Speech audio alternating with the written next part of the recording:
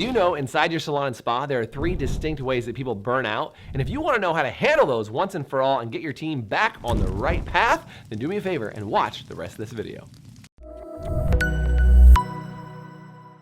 Hey, it's Jason Everett from High-Performance Salon.com, where we give you all the tools you need for a salon to actually get the profit that you want and work with the people that you love to have the exact business that you've always dreamt of. So here's the thing about burnout. If you look at the last couple of years, there's been so many things that cause people to burn out, but there's really 3 main areas where they do. Is that number 1, you can burn out mentally, like your brain can literally start disconnecting from itself, right? And then emotionally, right? You can go on these roller coasters and it'll really wear you down. And then finally, third is physically. Your physical body can actually just get tired of doing things all day long. So if you're a salon owner, when you're looking at your staff, you got to ask yourself, what resources am I providing for my team that will help them recover mentally, emotionally, and physically? So I'm going to give you some ideas today, and you can probably think of some on your own. And if you can, do me a favor and comment on this video if you've got some other great resources to share, maybe inside your salon that you use. I'd love to hear yours as well. So number 1, mentally. One of my favorite things I've ever heard is they said, if you work with your hands, you should rest with your mind.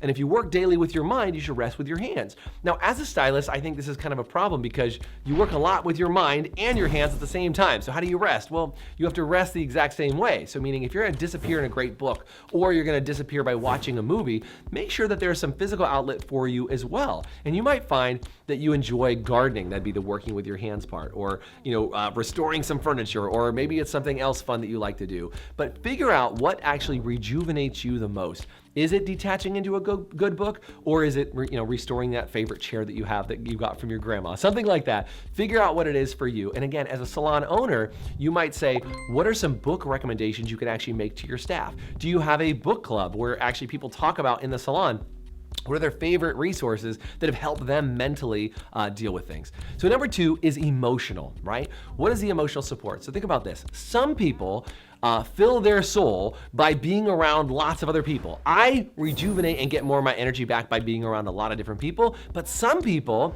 actually get emotionally drained. They have like energy vampires around them that end up being, the more people they talk with, the more challenges that they have. So what you want to do there is work with your staff to set up their schedule and figure out, do they need less guests and more services, or do they need more guests and a lesser amount of services? Maybe they're really good at doing cuts. Maybe they're really good at doing shampoo. Maybe they're really good at doing some quick color application, but they're gonna have a lot of assistants. You gotta decide how you want their schedule to be set up so that emotionally they can be well balanced instead of out of balance. And then finally, physically.